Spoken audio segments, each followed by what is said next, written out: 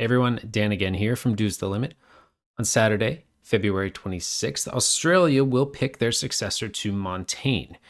Montaigne being the first act since Australia has joined Eurovision to fail to qualify. Australia will look to bounce back and have another strong performance as they've done ever since they joined back in 2015. These songs had been trickling out for the past few months, but now we have all of them out and released, and let's see which ones we think could end up being a winner.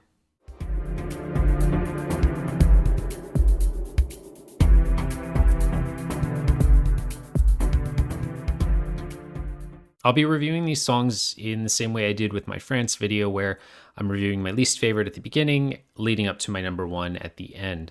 One thing I don't like about the way Australia decides is how they release just a few songs and then wait and release a few songs and wait, because then you've had time to kind of listen to some but not others, and you might kind of favorite some that have been out for longer than the ones that just get released. So it's a little bit of a weird situation. I don't love it. I hope they would change that in the future and either release them all at once or do kind of like what Finland does, where they release one at a time. So my number 11 is Sean Miley Moore with My Body. Imagine if you like me, imagine who I could be. It was hard for me to follow along to the message of this song. When I look at the title, My Body, I think it could be like a body positivity song. Then the lyrics kind of lead me towards to how his body is handling a relationship or a breakup or love. And in the end of it, it all just felt kind of like the same thing for 3 minutes. Never really figured out what was a chorus and what was a verse. I'm not a big fan of this one. My number 10 is Paulini with We Are One. We are one. We're the children of the union. We are one. We're the moon, we're the stars, we're the earth. We are one. The intro had me really intrigued, that little echoey piano. But then when the beat itself came into the first verse, I was immediately kind of lost. I just didn't find it that interesting. It felt very basic. She has some nice vocals, but I don't see this as a contender. I think it would be a nice song to have either an opener or a closer, but I don't really see it as a winner. My number 9 is Charlie with I Suck at Being Lonely. Fourth time I've been without you. It's been a drive without you. You think I'm used to be. A slower song, gorgeous vocals, love the strings and the choir element that come in near the end. But this song is wordy, really wordy. She goes from kind of speaking a lyric to jumping right into the next lyric, to jumping right into the next lyric. You don't really have time to process what's being said during the song, because it feels like it just goes from one point to the next, to the next, to the next super fast for a slow song, which I know seems weird, but maybe in the live performance this comes together a little bit better. But I kind of worry that when you're trying to say these lines back to back live, it's going to be even harder to string them together naturally and make it feel a bit more cohesive. So this entry is kind of a wild card. I feel like it could end up dead last or have a shock win if it really comes alive on stage. At number 8 for me, it is Erika Padilla with To the Bottom. To the bottom and over on front. I still remember when all I had was nothing. If everything's lost. For the first minute or so, I was bored. This was probably close to in last place for me. But when I got to the back half of the song and I kind of started to appreciate it a little bit more, it kind of has that mid-2000s Alicia Keys vibe. I think she has a really nice voice, and I think she's going to do more with it live, where this is going to be one of the songs that we like in the studio but potentially love on stage. I still don't know if the song itself is strong enough to really take the victory, but I think it'll be a nice performance overall. My number 7 is Andrew Lambrew with Electrify.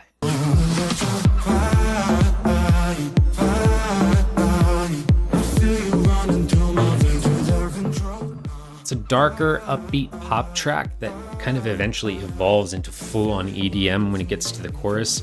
I think a lot of comparisons to Cypress 2020 can be made to that.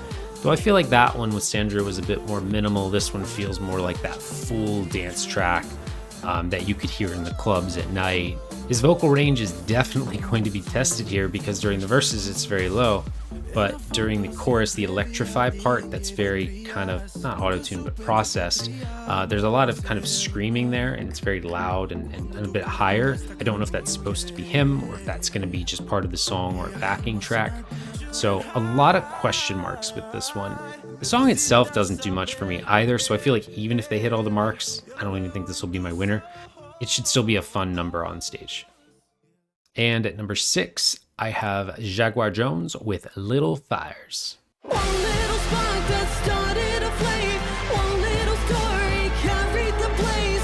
You're gonna try, but you'll never take. Love the vocal melodies of this song and the way that she delivers them, especially compared to some of the other slower songs in this selection.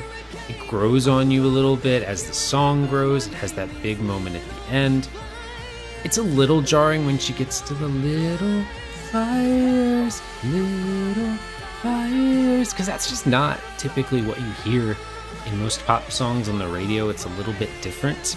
The more I listen to it, the more I really appreciate the song, but I think a lot of people hearing it for the first time, if it doesn't get a lot of airplay or popularity ahead of time, might not quite get it initially, and that could set it back.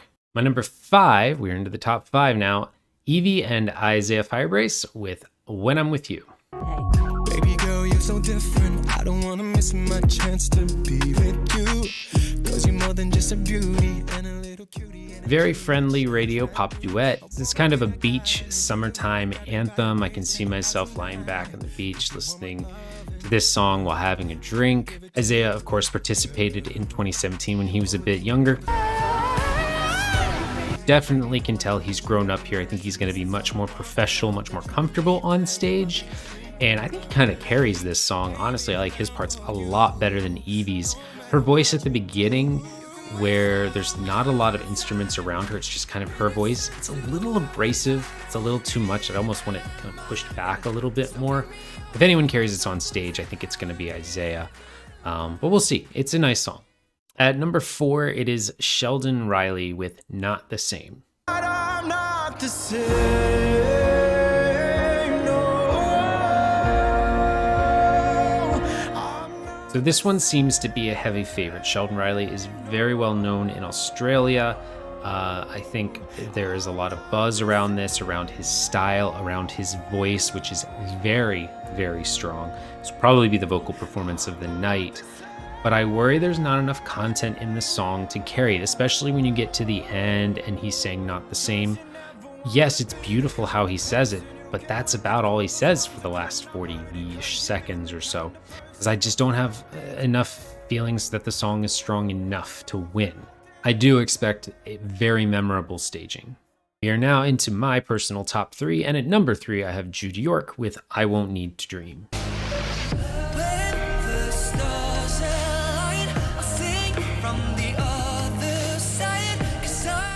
We've had a couple slower songs and ballads here in this national final, but what I think this one does better than everyone else is bridge, is kind of meet in between being too radio friendly and generic versus being too avant-garde. I feel like this hits that nice sweet spot right in the middle, and I think there's some really cool vocal layering that's done, especially around the chorus. I'm hoping he has some other singers on stage with him. I don't want it to be all backing vocals, because you have a lot of the O's and kind of some not choir effects, but it feels like his voice is layered throughout the song, and he has a very unique voice. He's going to stand out just from him being himself more than anything else. It's just an emotionally charged, beautiful song, and I cannot wait to see the staging. I'm thinking a lot of light blues, a lot of atmospheric elements to it, so it'll be nice. My number 2 second favorite, and it was tough because 1 and 2 are right next to each other, is Voyager with Dreamer.